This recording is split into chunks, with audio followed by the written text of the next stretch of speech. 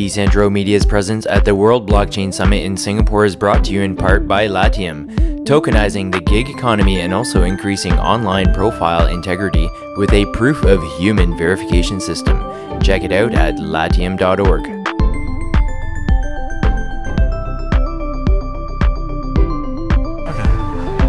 Welcome to Decentro Report. I am Decentro here at the World Blockchain Summit in Singapore. I'm here with Marco from the Silent Technology Project. Marco, thanks for being on the show today. Thank you. That's great to have you on the show. Thanks. Yeah, thank you to make this interview with me. I'm really excited about that. Okay, great. So how has this conference been for you? To now was really interesting. We had a lot of quality contacts. So we were expecting good contacts, but it's a little bit better than we expected. Oh, that's always a nice surprise. It's the first time for us in Asia. We just started. Maybe we, as later can explain, we're fresh with this ICO, so we're starting right now, and I think it was a good choice to come here. All right, well, as my viewers know, I like to focus on really important blockchain projects, and this project caught my eye because it's about sustainable energy. Yeah. So why don't you tell us about the company first, Silent? So Silent is a company who is part of a system who wants to use methanol as an energy carrier.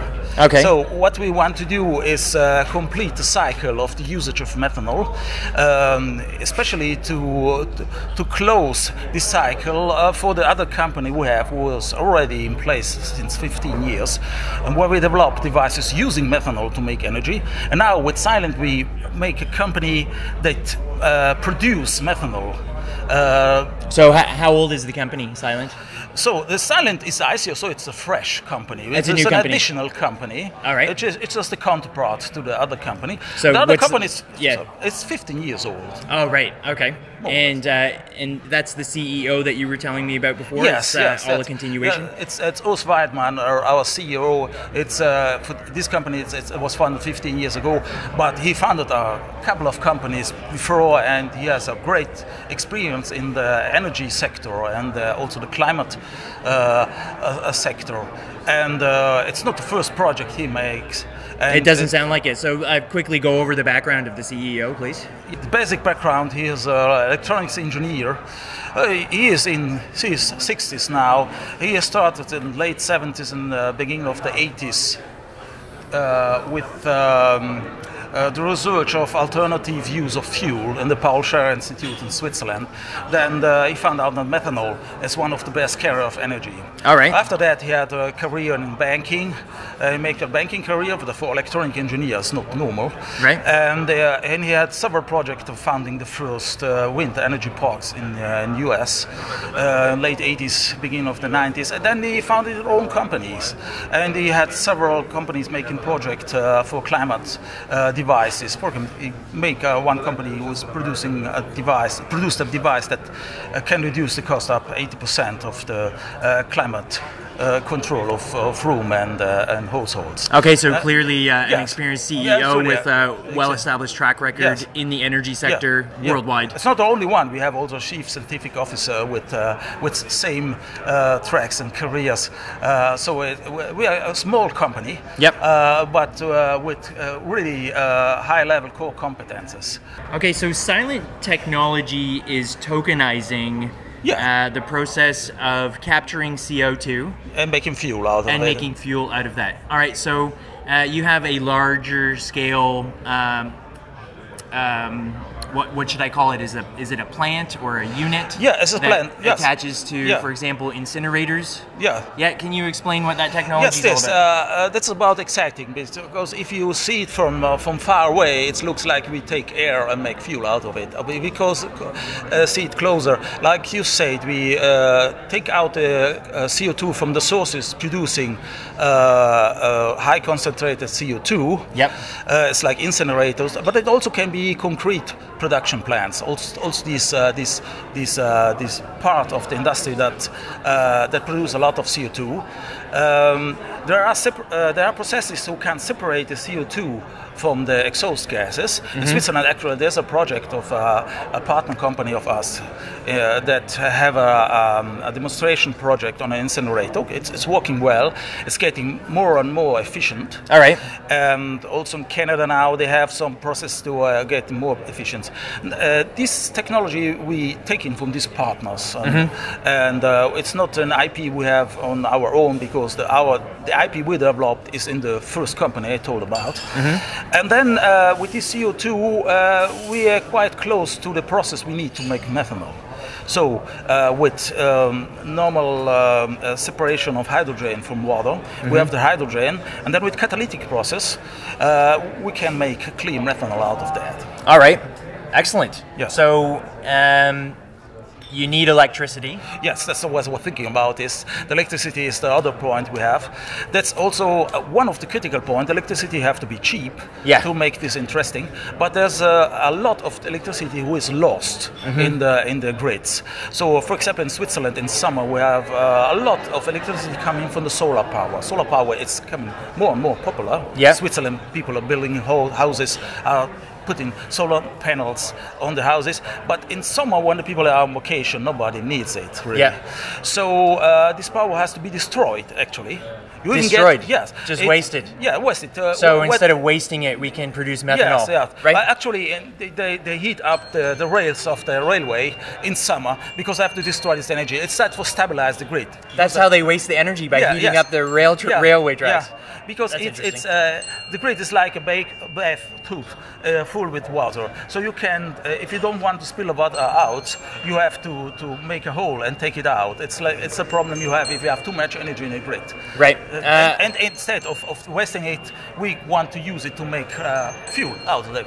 Right. So I'm really quite interested in this because, for example, the concrete industry is a huge source for CO2. Yeah. So you could literally and potentially delete the CO2 emissions and turn that into fuel. Yes, that's one of the possibilities we have. That's fantastic. There's also a project working on the normal extraction of CO2 of the normal air. But the efficiency of this process is still ongoing. We have to wait sometimes, but it will be also an issue because we signed in 2015 in Paris an agreement that we have to reduce the CO2 emission by zero in 2050. Yep. And to get rid of the CO2, we have only 30 years, and that's not so much. So technologies are coming out more and more, but the CO2 is really a lot you have. It's binded in the seawater everywhere, and the rocks. And if we want to eliminate it, it will take a lot of time. And every project to do that helps this process. Yeah. I did catch that the process is not completely developed. Is that right? No, the process. It's a process, so it's evolving. Oh, okay. It's like other thing. It's like the IT technology. So we see the first processor wasn't so fast, and everybody was thinking, "Wow, it's a computer." But we're getting faster and faster. Oh, okay. And I think we have 30 years. If I see the progress we have done in the last 3-4 years, especially in the extraction of CO2 from this exhaust gas, I'm expecting that we're getting faster and faster in that. I noticed online that you've had a plant operating since 2016. Yes. Where is that, and what sort of facility is that attached to? Yes. This is part of the company I told you that's 15 years old. Okay. It's a mini power plant. You can say it's a size of a camper or like a big car, dimension, like a couple of meters high. Yep. And it's for made energy out of methanol. And when I say energy, I mean electricity, heat, and cold. So in Switzerland, basically, we have the problem in winter to heat up the houses where it can go 10 degrees Celsius below zero easily. And it's in one of the most important energy problem we have besides electricity. So this device can heat up about a building of 20 flats and produce also, besides as we can consider a kind of waste of the heat production if you, from the Swiss point of view. And we can also use it to produce electricity on demand. So this mini power plant is actually used to heat up the building of the local electricity provider in the winter. There are offices there, and we use it to stabilize the grid. So during the lunchtime, the people in Switzerland are cooking with electricity, so we don't have gas to cook. There are some electricity ceramic cooking places, and they use a lot of electricity. And we start our on command of the local electricity provider to stabilize the net. So I just want to be clear, the plant that's been in operation from 2016, is that taking CO2 and making methanol, or do you have a methanol This is a part, if you consider this cycle, we have one side who's using the methanol, and the part you use methanol introduces CO2 in the air. And for this reason, we want to make it CO2 neutral, building the second part to make the methanol out of the CO2 taken from the air. So this is neutral. So when do you expect to have a functioning product that takes CO2 from? In 2 years. In 2 years. Yeah, so as I said, we use established technologies to do that. So will not be so much R&D to put this in place. So we expect 2 years to have the first plant. Will be possibly in north of Zurich, on one of the waste burning incinerators plants there, and the authorities are quite interested in that. So I'm sure they are interested. They're not willing to put money in it, but they're willing to help with infrastructure. So and it sounds like the technology is scalable as well, because you have the economy size. Is that how it's pronounced? Yes. Economo. Economo is the name of this device who produce energy. Yes. Yeah. And you also are in R&D phase for a household size unit as well? Yes, that's right. Both technologies. The technology that will make energy, we have another part of the company who is making really advanced research on a thermal photovoltaic system. This patent protected. It will take us a couple of years of that. That's really R&D, heavy R&D doing there with universities in Switzerland. They are on household or even on portable devices, but they use methanol to produce energy. And the synthesis on household level, we also a collaboration with the German company who use enzymes and enzymatic process to make methanol out of the air. Just out of air? Yes, but it's really slow, but you can use it on a typical one-family house with solar panels, and you can fill up a tank in the summer and then burn this methanol in winter to heat it up. Right. In Nordic countries in Europe, because there's the problem of the heating. But there are also concepts to use with absorption principle. You can use the heat to make out cold. There's also a well-known process. So it can be adapted globally on different climate situations. Is there a plan to, for example, I've got a concrete plant, it's pumping out heaps of CO2, so it would thus create a lot of methanol. Is there a plan to distribute that created methanol to these household-sized units? Is that in the works at all? No, we talk about concrete companies about that, but it's on an early stage. Right? Yeah, we have to focus on one use case, on one case to produce this methanol, and then we're open to quite all possible configuration of CO2 sources and needs of the market. So I'm asking specifically about distribution of methanol created. Is that part of the plan? Yes, it's surely. You see, the distribution of methanol, it's quite easy, because as being an alcohol, you can use the same infrastructure you use to distribute gas or gasoline. It's easy to handle. It's not water, so it's an alcohol, it can burn, so you have to be cautious about that. But you can use the same trucks and the same storage devices you can use with gas. And if you go on household level over small devices, we plan in the future, even lawn mowers, you can sell it in local stores in 5 liters or 1 gallon sizes. It will be no problem, because it's an alcohol, so the people know what it is. Right, so it's a high utility substance. So yes, of course, you're expecting there to be a market for this once Yes, you're generating the it's methanol. a market. But if you want to sell methanol, it's quite easily, because being the second most traded liquid worldwide and use it to make plastic. It's the second most traded liquid worldwide, the first being water. No, the first is oil, sadly. Okay. Maybe I was going to guess it's either water or beer. Maybe you're right. We're talking about what is so basic that nobody is thinking about. Yeah, right. And Switzerland, we have the bad habit to think that water is a good you have to own, but it's for everybody. Yeah, right. Yes. But it's a liquid is used today to make methanol. So a couple of I'm not sure, maybe 20 years ago they found out that using methanol to make plastic is much easier than use use the direct oil. Okay. It's much easier to make the process out. So they started to take out methanol from fossil gas and oil, mostly in Qatar. And then the plastic processing industry, basically doing the basic product to then make the mold of plastic,